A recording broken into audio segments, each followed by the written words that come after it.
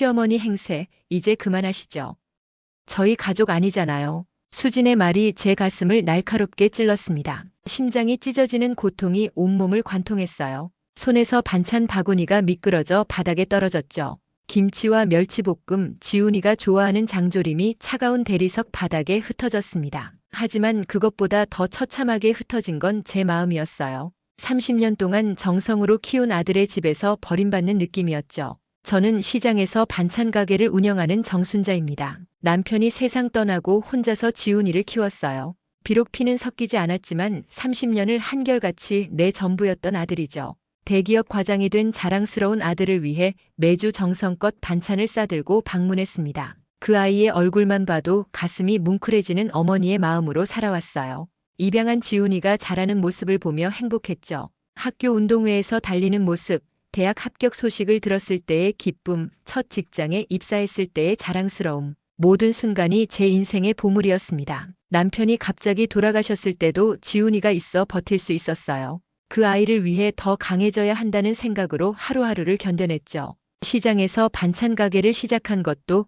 지훈이 대학 등록금을 마련하기 위해서였습니다. 수지는 말을 던진 채 눈도 마주치지 않고 돌아섰어요. 거실에서는 지훈이가 휴대폰만 보고 있었죠. 아무 말도 하지 않았습니다. 아들의 침묵이 저를 더 아프게 했어요. 며느리의 말보다 더 큰 상처였죠. 제 입꼬리가 파르르 떨렸어요. 심장이 철렁 내려앉았죠. 머릿속이 하얘지면서 귀에서 웅웅거리는 소리가 들렸습니다. 방금 전까지 행복했던 시간들이 모두 거지처럼 느껴졌어요. 현관문을 열고 급하게 뛰쳐나왔습니다. 계단을 내려가면서 다리가 자꾸 휘청거렸어요. 숨이 턱 막혀왔죠. 가슴이 조여드는 듯한 압박감이 밀려왔습니다. 길가에 잠시 기대어 서서 심호흡을 했어요. 그래도 마음의 통증은 가시지 않았죠. 버스 정류장에 도착해서야 숨을 고르며 생각했습니다. 내가 그렇게 민폐였던 건가? 가족이 아니라니. 그동안 지훈이에게 내가 어떤 존재였을까? 집으로 돌아오는 버스 안에서 창밖만 바라봤어요. 사람들이 행복하게 웃는 모습이 왜 이렇게 낯설게 느껴지는지 모르겠습니다. 30년 동안의 희생과 사랑이 한순간에 무너진 기분이었어요. 아무리 생각해도 이해할 수 없었죠. 내가 언제부터 가족이 아니게 된 걸까요? 지훈이의 결혼식 날 행복에 겨워 눈물 흘렸던 그 순간에도 이미 저는 가족이 아니었던 건가요? 마음속 깊은 곳에서 쓰라린 아픔이 밀려왔습니다. 시장 앞에 내리자 익숙한 풍경이 눈에 들어왔어요. 이곳이 내 삶의 전부가 될 줄은 몰랐죠. 반찬 가게를 향해 걸어가는 발걸음이 무거웠습니다. 문을 열고 들어가 불도 켜지 않은 채 식탁에 앉았어요. 어둠 속에서 덜컥거리는 냉장고 소리만 들렸죠. 반찬 하나 없는 텅 빈 식탁이 제 인생처럼 공허해 보였습니다. 오늘 아침까지만 해도 희망과 기대로 가득 찼던 제 마음이 이제는 빈 그릇처럼 비어버렸어요. 아들을 위해 싸놓은 반찬들이 냉장고에 가득한데 이제 누구를 위한 것인지 모르겠습니다. 지난 명절에 지훈이가 좋아한다며 특별히 만든 잡채, 어릴 때부터 즐겨 먹던 된장찌개, 입학식 날 아침에 해줬던 소고기 미역국, 모든 기억이 주마등처럼 스쳐 지나갔어요. 저도 모르게 눈물이 주르륵 흘러내렸습니다. 누구를 위해 살아온 세월이었을까요? 뺨을 타고 흐르는 눈물을 닦을 생각도 나지 않았어요. 그저 멍하니 앉아 시간이 흘러가는 것을 느꼈죠. 가족이 아니라면 나는 도대체 무엇이란 말입니까? 30년간의 모성이 한순간에 부정당한 이 고통을 어떻게 견뎌야 할지 모르겠어요. 어둠 속에서 저는 깊은 절망에 빠져들었습니다. 어둠 속에서 하루가 지났습니다. 침대에 누워 있어도 잠은 오지 않았어요. 눈을 감으면 수진의 차가운 눈빛과 지훈이의 무심한 뒷모습만 떠올랐죠. 새벽녘에야 겨우 잠이 들었는데 시장 문 여는 소리에 깼습니다. 몸이 천근만근 무거웠어요. 그래도 습관처럼 반찬 가게 문을 열었죠. 단골 손님 김 여사가 들어오셨습니다. 저의 부어오른 눈과 핏기 없는 얼굴을 보고 걱정하는 표정을 지었어요. 웃으려 했지만 입꼬리가 떨렸죠. 괜찮다는 말로 대충 둘러댔습니다. 반찬을 팔고 주문을 받는 일상적인 일을 하면서도 마음은 계속 아팠어요. 손님들 앞에서는 애써 웃었지만 혼자 있을 때마다 눈물이 나왔죠. 어제의 일이 꿈이었으면 좋겠다는 생각을 계속했습니다. 하지만 현실은 냉혹했어요. 오후에 반찬 가게로 복희가 찾아왔습니다. 시장에서 잡화점을 하는 오랜 친구죠. 걱정스러운 눈빛으로 제 상태를 살폈어요. 그 따뜻한 관심에 참았던 눈물이 터져버렸습니다. 모든 일을 털어놓았어요. 수진의 말, 지훈이의 침묵, 그리고 찢어지는 마음까지. 복희는 제 손을 꼭 잡아주었습니다. 30년을 키운 엄마에게 어떻게 그런 말을 할 수 있냐며 분개했어요. 복희의 위로가 따뜻했지만 마음속 구멍은 메워지지 않았죠. 지훈이가 아무 말도 하지 않은 이유가 계속 머릿속을 맴돌았습니다. 가게 문을 닫고 집으로 돌아가는 길, 우연히 서랍 정리를 하다가 지훈이의 통장 정리 봉투를 발견했어요. 지난번에 지훈이가 맡겨둔 것이었죠. 무심코 열어보니 김경희라는 이름으로 빠져나간 고액 송금 내역이 눈에 들어왔습니다. 월마다 정기적으로 큰 금액이 빠져나가고 있었어요. 심장이 덜컥 내려앉았죠. 김경희, 지훈이의 생모 이름이었습니다. 15년 전 지훈이가 대학생이 되었을 때 찾아왔던 그 여자예요. 제가 모르게 지훈이와 연락하고 있었단 말인가요? 머릿속이 하얘졌죠. 다리에 힘이 풀려 바닥에 주저앉았습니다. 통장 내역을 자세히 보니 2년 전부터 꾸준히 송금했더군요. 매달 200만 원씩 결혼 직후부터 시작된 거래였습니다. 뒤통수를 맞은 것 같은 배신감이 밀려왔어요. 내 아들이 몰래 생모와 연락하고 있었다니. 그것도 큰 돈을 주면서. 식은땀이 흘렀죠. 이것이 수진의 말과 무슨 관계가 있는 걸까요?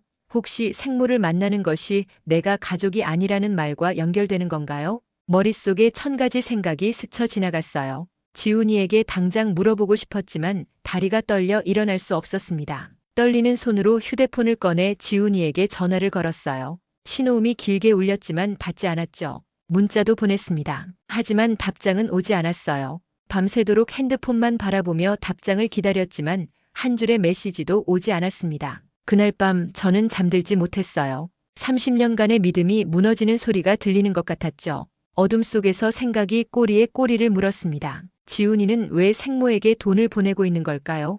그것도 그렇게 큰 금액을. 혹시 협박을 당하고 있는 건 아닐까? 아니면 다른 이유가 있는 걸까? 모든 생각이 제 머릿속을 어지럽게 휘저었어요. 새벽녘 잠시 눈을 붙이고 일어나 거울을 보니 얼굴이 완전히 망가져 있었습니다. 그래도 오늘은 지훈이를 만나야 했어요. 진실을 알아야만 했죠. 아무리 아픈 진실이라도 이 모호한 상태보다는 나을 것 같았습니다. 떨리는 마음으로 지훈이에게 다시 전화를 걸었어요. 이번에도 받지 않았죠. 문자로 오늘 꼭 만나자고 남겼습니다. 아침 일찍 시장으로 나가 가게 문을 열었어요. 하지만 마음은 온통 지훈이와 김경희에게 가 있었죠. 무엇이 진실일까? 내 아들에게 무슨 일이 일어나고 있는 걸까? 마음이 1000갈래 만갈래로 찢겨나가는 듯 했습니다. 정오가 되자 휴대폰이 울렸습니다. 지훈이었어요. 심장이 빠르게 뛰었죠. 전화 너머로 지훈이의 긴장된 목소리가 들려왔습니다. 단도직입적으로 김경희에게 돈을 보내는 이유를 물었어요. 깊은 한숨 소리만 들렸죠. 직접 만나자는 짧은 대답을 끝으로 통화가 끊겼습니다. 기다림은 고문이었어요. 가게 일에 집중할 수 없었죠. 양념을 잘못 넣고 주문을 헷갈리고 거스름돈도 틀리고 실수의 연속이었습니다. 손이 자꾸 떨렸어요. 마음은 온통 지훈이와의 만남에 가 있었죠. 복희가 와서 일을 도와주었습니다. 친구의 따뜻한 배려가 고마웠어요. 해가 기울기 시작할 무렵 가게 문이 열렸습니다. 지훈이가 들어왔어요. 어색한 미소를 지으며 인사했죠. 복희는 눈짓으로 인사하고 자리를 비워주었습니다. 지훈이와 마주 앉았어요. 아들 얼굴이 많이 지쳐 보였죠. 평소보다 더 야위어 있고 눈 아래 다크서클이 짙었습니다. 지훈이는 생모가 어려워서 돈을 보내고 있다고 말했어요. 그의 눈은 제 눈을 피했죠. 결혼하기 몇 달 전부터 갑자기 연락이 왔다는데 병원비가 필요하다고 했다네요. 무언가 석연치 않았습니다. 지훈이의 표정에서 거짓말의 흔적이 보였어요. 입술 끝이 미세하게 떨리고 시선은 계속 흔들렸죠. 수진이의 말과 어떤 관계가 있는지 물었습니다. 지훈이의 얼굴이 굳었어요. 손가락으로 테이블을 계속 두드렸죠. 어릴 때부터의 불안한 습관이었습니다. 잠시 침묵 후 충격적인 고백이 시작됐어요. 김경희가 집에 찾아온 적이 있다는 것이었죠. 수진이가 이 사실을 알게 되었고 그 이후로 둘 사이가 안 좋아졌다고 했습니다. 자신도 모르는 사이에 생모를 만났다는 사실에 수진이가 화가 났다는 거예요. 설명이 석연치 않았죠. 매달 200만 원이라는 큰 돈을 보내는 것에 대해 걱정을 표했습니다. 지훈이는 손으로 얼굴을 감쌌어요. 그의 손가락 사이로 고통스러운 표정이 비쳤죠. 더 충격적인 고백이 이어졌습니다. 남편이 남긴 유일한 재산 지훈이 미래를 위해 그 아이 이름으로 해둔 땅에 대한 이야기였어요. 시골에 있는 작은 토지였지만 최근 개발 소식으로 가치가 올라간 곳이었죠. 김경희가 그 땅의 존재를 알게 되었고 일부를 자기 이름으로 바꿔달라고 요구했다는 것이었습니다. 그게 안 되면 계속 돈을 요구하겠다고 협박했다네요. 폭탄 같은 고백에 숨이 막혔어요. 가슴이 조여들고 온몸에 식은땀이 흘렀죠.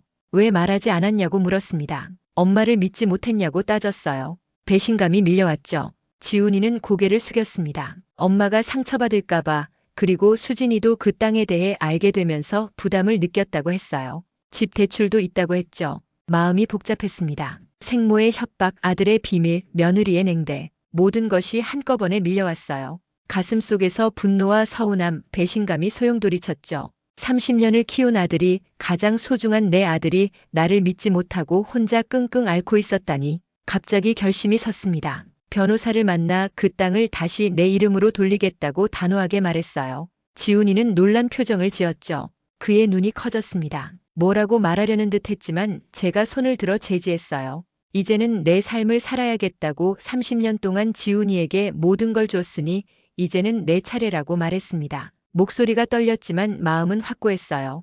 가슴 속에서 무언가가 끊어지는 느낌이었죠. 아픔과 동시에 이상한 해방감이 찾아왔습니다. 지훈이가 떠난 후 텅 빈 가게에 혼자 남았어요. 눈물이 흘렀지만 이번엔 다른 감정이었죠.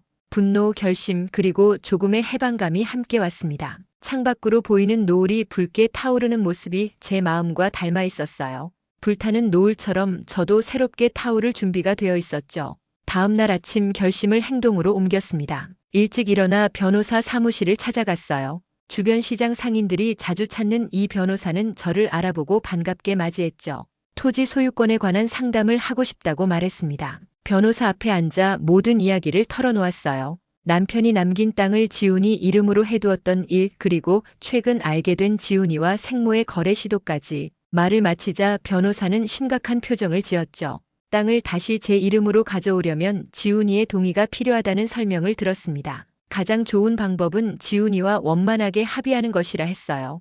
필요한 서류들을 준비하기로 하고 사무실을 나왔습니다. 발걸음이 무거웠지만 마음만은 단단했어요. 시장으로 돌아오는 길 복희에게 전화가 왔죠. 반찬 가게에 수진이가 찾아왔다는 거였습니다. 심장이 빠르게 뛰었어요. 발걸음을 재촉했죠. 가게에 도착하자 수진이가 앉아 있었습니다. 평소와 달리 정장 차림이었고 표정은 굳어 있었어요. 차가운 인사를 나누고 자리에 앉았죠. 가슴이 두근거렸습니다. 수진이는 서류 봉투를 꺼냈어요. 집 대출 때문에 어렵다며 그 땅을 정리해야 할 것 같다고 했죠. 온몸에 화가 치밀었습니다. 시어머니 행세 그만하라더니 이제 와서 재산은 가져가겠다는 건가요? 손이 떨렸어요.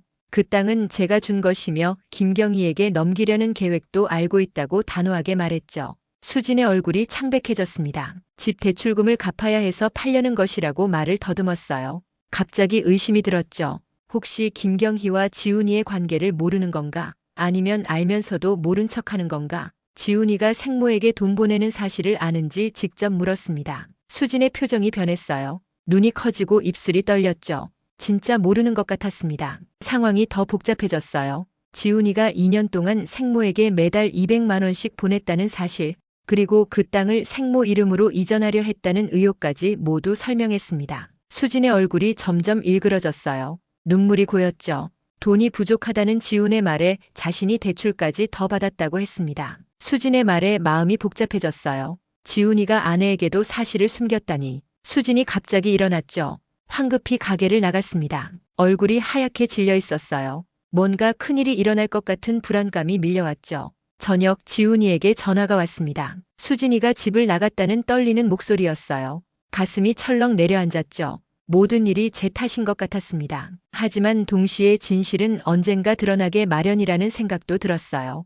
땅을 정말로 김경희에게 넘기려고 했는지 물었습니다. 침묵이 이어졌어요. 마침내 지훈이가 맞다고 고백했죠. 생모가 자꾸 찾아와서 저에게 상처 줄까봐 말하지 못했다고 했습니다. 아들의 고백에 가슴이 찢어지는 듯 했어요. 진실은 아팠지만 이제야 모든 것이 명확해졌죠. 내일 법무사 사무실로 와달라고 지훈에게 말했습니다. 지훈이는 잠시 침묵하다 알겠다고 대답했어요. 전화를 끊고 창밖을 바라봤죠. 어둠 속에서 별들이 빛나고 있었습니다. 30년의 세월을 바친 아들과의 관계가 이렇게 변할 줄은 몰랐어요. 하지만 이제는 제 인생을 찾아야 할 때였죠. 그날 밤 잠들기 전에 오래된 사진첩을 펼쳤습니다. 지훈이가 처음 우리 집에 왔을 때의 사진, 유치원 소풍날 사진, 중학교 입학식 날의 모습, 페이지를 넘길 때마다 기억이 물밀듯이 밀려왔어요. 눈물이 뺨을 타고 흘러내렸죠. 하지만 이번 눈물은 달랐습니다. 슬픔보다는 결심의 눈물이었어요. 지난 30년을 뒤돌아보며 앞으로의 30년은 나 자신을 위해 살겠다고 다짐했죠. 침대에 누워 천장을 바라보며 생각했습니다. 남편이 남긴 그 땅은 원래 나의 미래를 위한 것이었어요. 지훈이를 위해 기꺼이 내어주었지만 이제는 다시 찾아야 할 때였죠. 그것은 단순한 재산의 문제가 아니었습니다. 제 삶의 주도권을 되찾는 문제였어요. 잠이 들기 전 마음속으로 다짐했죠. 내일은 내 인생의 새로운 시작이다. 아침 일찍 일어나 거울을 보니 달라진 모습이 보였습니다. 눈빛에 힘이 들어가 있었어요. 평소보다 조금 더 신경 써서 옷을 골랐죠. 오래된 옷장 속에서 남편이 살아있을 때 입었던 자주색 원피스를 꺼냈습니다. 이 원피스는 남편이 마지막으로 선물해준 옷이었어요. 특별한 날에만 입었던 옷이죠. 법무사 사무실로 향하는 발걸음이 가벼웠습니다. 하늘은 맑았고 바람도 상쾌했어요. 마치 자연도 제 결정을 응원하는 것 같았죠. 법무사 사무실에 도착했을 때 지훈이는 아직 오지 않았습니다. 시계를 보니 약속 시간보다 30분이나 일찍 도착했어요. 긴장된 마음에 서두른 모양이었죠. 법무사는 미리 준비한 서류들을 보여주었습니다. 토지 소유권 이전에 필요한 절차를 설명해 주었어요. 지훈이가 동의하면 바로 진행할 수 있지만 거부한다면 법적으로 복잡해질 수 있다고 했죠. 약속 시간이 다가왔지만 지훈이는 나타나지 않았습니다. 휴대폰으로 전화를 걸었어요. 신호음만 길게 울렸죠. 불안한 마음이 커져갔습니다. 갑자기 문이 열렸어요. 놀랍게도 들어온 사람은 지훈이가 아니라 수진이었습니다. 예상치 못한 방문에 당황했어요. 더 놀라운 것은 수진의 뒤에 따라 들어온 낯선 여자였죠. 50대 후반으로 보이는 그 여자는 화려한 옷차림이었습니다. 직감적으로 알았어요. 김경희였죠. 심장이 빠르게 뛰기 시작했습니다. 30년 전 갓 태어난 지훈이를 제게 맡기고 떠났던 그 여자와 다시 마주하게 될 줄은 몰랐어요. 법무사도 당황한 듯 했죠. 수진이 먼저 입을 열었습니다. 수진은 어제 일이 있고 나서 지훈의 휴대폰을 확인했다고 했어요. 그리고 김경희를 찾아갔다고 했죠. 김경희는 거만한 표정으로 자리에 앉았습니다. 저를 위아래로 훑어보더니 코웃음을 쳤어요. 30년 만에 만났다며 이제 아들을 돌려받을 때가 됐다는 오만한 말을 했죠. 온몸에 피가 거꾸로 솟는 것 같았습니다. 수진이 서류 봉투를 내밀었어요. 지훈과 김경희가 주고받은 메시지라고 했죠. 떨리는 손으로 봉투를 열었습니다. 충격적인 내용이 눈앞에 펼쳐졌어요. 지훈이와 김경희가 그 땅을 팔아 이익을 나누는 계획을 세우고 있었죠. 심지어 제게 알리지 않고 명예 이전을 진행하려 했던 정황도 있었습니다. 말이 나오지 않았어요. 30년 동안 정성껏 키웠던 아들이 그리고 한 번도 돌아보지 않았던 생모가 제 뒤에서 이런 계획을 세웠다니요. 배신감과 분노가 한꺼번에 밀려왔죠. 김경희가 냉소적으로 웃었습니다. 피는 물보다 진하다며 지훈이가 결국 친엄마를 선택했다고 했어요. 그 말에 수진이 갑자기 벌떡 일어났죠. 진한 피라면 왜 30년 동안 한 번도 찾아오지 않았냐며 재산이 생기니까 갑자기 찾아온 거라고 분노했습니다. 수진의 분노에 김경희도 당황한 듯 했어요. 법무사가 중재에 나섰죠. 감정적으로 접근하면 안 된다며 진정시켰습니다. 수진이 다시 저를 바라봤어요. 어제 모든 걸 알게 됐다며 지훈이 계속 거짓말을 했다고 말했죠. 모든 것이 명확해지는 순간이었습니다. 지훈이의 갑작스러운 결혼, 수진의 냉담한 태도, 생모와의 비밀거래, 퍼즐 조각이 맞춰지는 기분이었어요. 법무사가 서류를 정리하며 말했죠. 이 증거들로 토지 반환 소송을 진행할 수 있다고 했습니다. 그 순간 문이 다시 열렸어요. 지훈이었죠. 창백한 얼굴로 들어서는 아들을 보니 마음이 복잡했습니다. 분노, 서운함, 그리고 30년 동안 쌓아온 사랑이 뒤엉켰어요. 지훈이는 김경희와 수진을 번갈아 바라보더니 굳은 표정으로 말했죠. 모든 것을 알게 됐다는 표정이었습니다. 이제 모든 진실이 밝혀지는 순간이 왔어요. 30년간의 인연이 새로운 국면을 맞이하는 순간이었죠. 제 손에는 토지 이전 서류가 들려 있었습니다. 인생의 중대한 선택의 순간에 서 있었어요. 진실과 배신, 사랑과 미움, 모든 감정이 뒤엉킨 채 다음 순간을 기다렸죠. 지훈이의 표정은 공포와 당혹감으로 가득했습니다. 방 안의 긴장감이 팽팽하게 감돌았어요. 법무사는 조용히 자리에서 일어나 밖으로 나갔죠. 우리만의 시간이 필요하다고 느꼈나 봅니다. 사무실에는 저와 지훈, 수진, 그리고 김경희만 남았어요. 낮은 목소리로 지훈에게 설명을 요구했습니다. 그는 고개를 숙인 채 창백한 얼굴로 땀을 흘리며 손을 떨었어요. 김경희가 불쑥 끼어들었죠. 피가 섞인 가족의 재회는 자연스러운 일이라는 뻔뻔한 말에 화가 치밀었습니다. 수진이 증거 서류를 지훈에게 내밀었어요. 지훈이는 그것을 보더니 얼굴이 하얗게 질렸죠. 말을 더듬기 시작했습니다. 수진의 눈에서는 눈물이 흘러내렸어요. 왜 자신에게도 거짓말했는지, 집 대출도 이런 이유였는지 떨리는 목소리로 물었죠. 지훈이의 입에서 모든 진실이 흘러나왔습니다. 결혼 전 김경희가 갑자기 나타났다고 했어요. 처음에는 단순히 병원비를 도와달라는 요청이었지만 점점 요구가 커졌다고 했죠. 남편의 유산에 대해 알게 된 후에는 명예 이전까지 요구했다고 합니다. 지훈이는 처음에는 거절했지만 김경희의 끊임없는 압박에 결국 굴복했다고 했어요. 지훈이의 눈에서 눈물이 흘렀죠. 30년 동안 단 한 번도 엄마라고 부르지 않았던 김경희를 향해 그는 제게만 써왔던 그 단어를 사용했습니다. 그 순간 제 마음속에 무언가가 끊어지는 느낌이 들었어요. 단호하게 이제 늦었다고 말했죠. 서류를 들어올리며 자리에서 일어났습니다. 이제 내 삶은 내가 결정하겠다고 했어요. 김경희가 갑자기 벌떡 일어나 항의했죠. 그 땅은 자기 아들 명의로 되어 있다며 내가 마음대로 할 수 없다고 했습니다. 수진이 김경희의 팔을 잡았어요. 그만하라며 소리쳤죠. 지훈이는 멍하니 서 있었습니다. 갈등 속에서 어떤 선택도 하지 못하는 모습이었어요. 그의 우유부단함이 이 모든 문제의 시작이었죠. 법무사를 다시 불러 토지 반환 절차를 시작해달라고 요청했습니다. 법무사는 고개를 끄덕였어요. 지훈이가 다가와 무언가 말하려 했지만 손을 들어 그의 말을 막았죠. 그의 선택을 존중하지만 이제 나도 내 선택을 하겠다고 했습니다. 김경희가 포기하지 않겠다고 소리쳤어요. 수지는 법정에서 보자며 단호하게 맞섰죠. 지훈이는 아내와 생모 사이에서 갈등하는 표정이었습니다. 평생 그랬듯이 또다시 결정을 내리지 못했어요. 법무사 사무실을 나오며 깊은 숨을 들이마셨죠.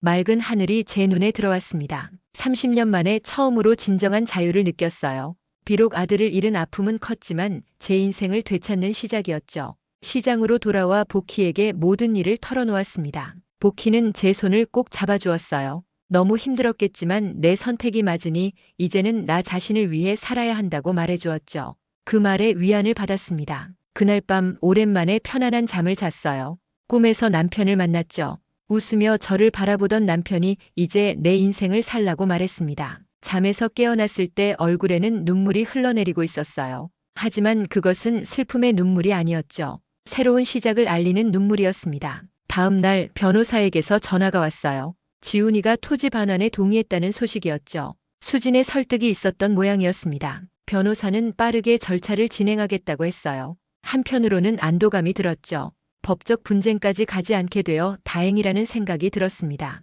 한 달 후 모든 법적 절차가 끝났어요. 토지는 다시 제 이름으로 돌아왔죠. 그동안 지훈이에게서는 연락이 없었습니다. 어떻게 지내는지 궁금했지만 먼저 연락할 용기는 나지 않았어요. 상처는 아직 아물지 않았죠. 토지를 판 돈으로 새로운 계획을 세웠습니다. 반찬 가게를 확장해 작은 식당을 열기로 했어요. 평생 음식을 만들어 온 제 실력을 믿었죠. 복희도 적극적으로 도와주겠다고 했습니다. 새로운 시작을 위한 첫걸음이었어요.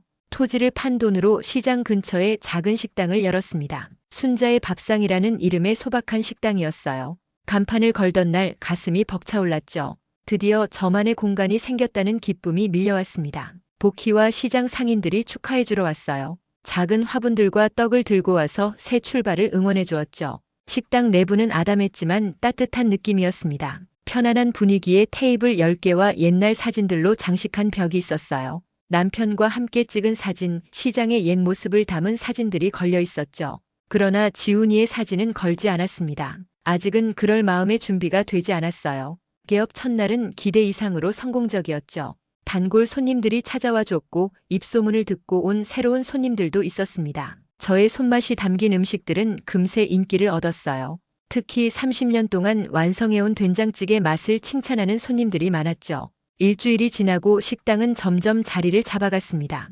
바쁜 일상 속에서 지훈이에 대한 생각은 조금씩 뒤로 밀려났어요. 가끔 식당에 젊은 부부가 들어오면 지훈이와 수진이 생각나 가슴이 아팠지만 그런 순간도 점점 견딜 수 있게 되었죠. 어느 비 오는 날 저녁 식당 문이 열렸습니다. 비에 흠뻑 젖은 수진이 들어왔어요. 당황했지만 맞이했죠. 수진은 쭈뼛쭈뼛 테이블에 앉았습니다. 얼굴이 많이 야위어 있었어요. 수진의 떨리는 목소리로 안부를 물었습니다. 마른 수건을 건네주며 자연스럽게 대화를 이어갔어요. 수진은 지훈과 별거 중이라고 했죠. 김경의 문제로 너무 많은 갈등이 있었다고 합니다. 수진의 말에 가슴이 아팠어요. 지훈이도 많이 후회하고 있다는 이야기였죠. 지훈이가 괴로워하고 있다는 수진의 말에 복잡한 감정이 밀려왔습니다. 김경희는 토지 반환 후 연락을 끊었고 지훈은 모든 것을 잃은 것 같다고 했어요. 화도 났지만 한편으로는 걱정도 됐죠. 30년 동안 키운 아들인데 어떻게 마음이 완전히 식을 수 있겠습니까? 수진은 지훈이 저를 만나고 싶어 한다고 했어요. 용서를 구하고 싶다는 말에 머릿속이 복잡해졌죠. 용서할 준비가 되었는지 스스로에게 물었습니다. 수진에게 생각해보겠다고 대답했어요. 수진은 고개를 끄덕이며 자리에서 일어났죠. 떠나기 전 식당 문 앞에서 뒤돌아보며 멋진 식당이라고 제가 행복해 보인다고 말했습니다. 수진이 떠난 후 식당 창가에 앉아 빗방울이 유리창을 타고 흘러내리는 모습을 바라봤어요. 지훈이와의 만남을 생각하니 마음이 복잡했죠. 용서할 수 있을지, 다시 관계를 회복할 수 있을지 깊은 생각에 잠겼습니다. 일주일 후 식당 문을 닫으려는 시간에 지훈이가 찾아왔어요. 문 앞에 서서 머뭇거리는 모습이 눈에 들어왔죠. 전보다 훨씬 야위어 있었고 눈빛에는 불안과 후회가 가득했습니다. 문을 열어 들어오라고 했어요. 지훈이는 조심스럽게 식당에 들어섰죠.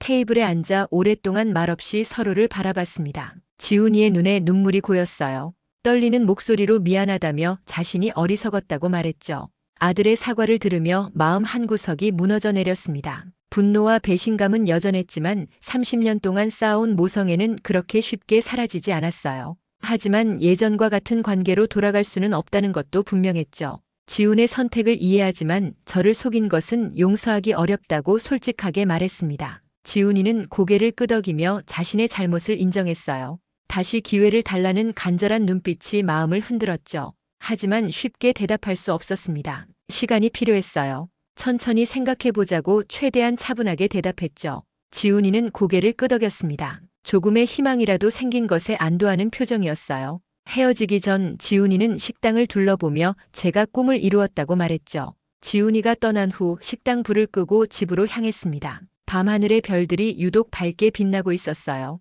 이제 모든 선택은 제 손에 있었죠. 용서할 것인가, 새로운 관계를 시작할 것인가, 아니면 완전히 단절할 것인가, 깊은 고민에 빠졌습니다. 한 달이 지났어요. 식당은 점점 더 번창했죠. 지역 신문에도 소개되어 더 많은 손님들이 찾아왔습니다. 바쁜 일상 속에서 조금씩 마음의 안정을 찾아갔어요. 그리고 마침내 결심했죠. 지훈이에게 연락했습니다. 새로운 시작을 위한 첫걸음이었어요. 지훈이와의 만남을 약속한 날이 밝았습니다. 아침부터 가슴이 두근거렸어요. 오랜만에 맞이하는 아들과의 시간이었죠. 식당 한켠에 조용한 자리를 마련했습니다. 지훈이가 좋아하는 된장찌개와 반찬들을 준비했어요. 손이 조금 떨렸지만 마음은 이제 평온했죠. 정오가 되자 지훈이가 식당 문을 열고 들어왔습니다. 지난번보다 얼굴색이 좋아진 것 같았어요. 조심스럽게 다가와 인사했죠. 준비한 자리에 앉았습니다. 처음에는 어색한 침묵이 흘렀어요. 30년의 정과 최근의 배신 사이에서 무슨 말부터 해야 할지 어려웠죠.